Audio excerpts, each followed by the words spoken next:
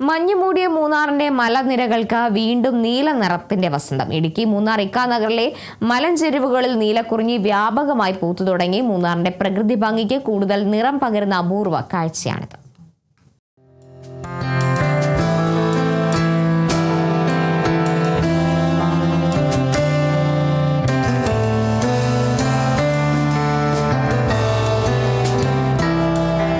മൂന്നാറിന്റെ മലനിരകളിൽ ഇപ്പോൾ പ്രകൃതി ഒരുക്കുന്നത് ഒരു വേറിട്ട കാഴ്ചയാണ്.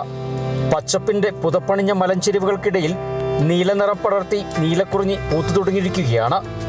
മൂന്നാർ നല്ലതണ്ണി റോഡ്, ഇക്കാനഗർ, ചൊക്കർമുടി തുടങ്ങിയ വിവിധ മേഖലകളിലെ മലനിരകളിലാണ് നീലക്കുറിഞ്ഞിയുടെ പൂക്കാലം ആരംഭിച്ചത്. എന്നാൽ ഇക്കാനഗറിലെ മലനിരകളിലാണ് ഇപ്പോൾ നീലക്കുറിഞ്ഞി ഏറ്റവും വ്യാപകമായി പൂത്തു തുടങ്ങിയിരിക്കുന്നത്.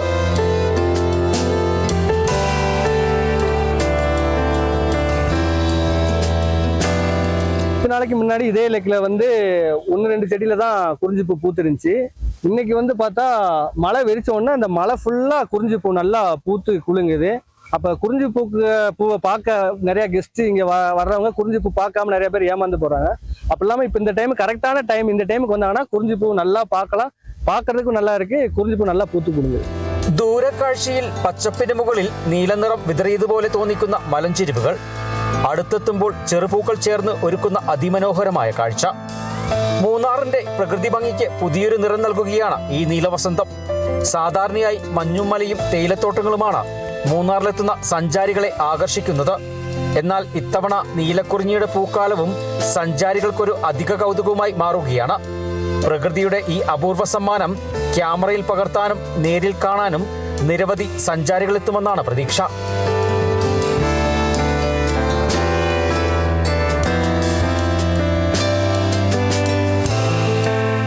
കണ്ണിന് കാഴ്ചയുടെ വിസ്മയ വിരുന്നൊരുക്കി ഇക്കാനഗർ മലനിരകളാകെ നീലവസന്തം തീർത്തിരിക്കുകയാണ്.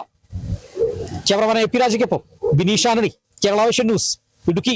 നിങ്ങളുടെ പഴയ സ്വർണത്തിന് ഏറ്റവും കൂടിയ വില അല്ലേ? അതെ. 22 വർഷത്തെ പാരമ്പര്യമുള്ള 50-ലേറെ ബ്രാഞ്ചുകളുള്ള നിങ്ങളുടെ സ്വന്തം അച്ചായൻസ് ഗോൾഡ്.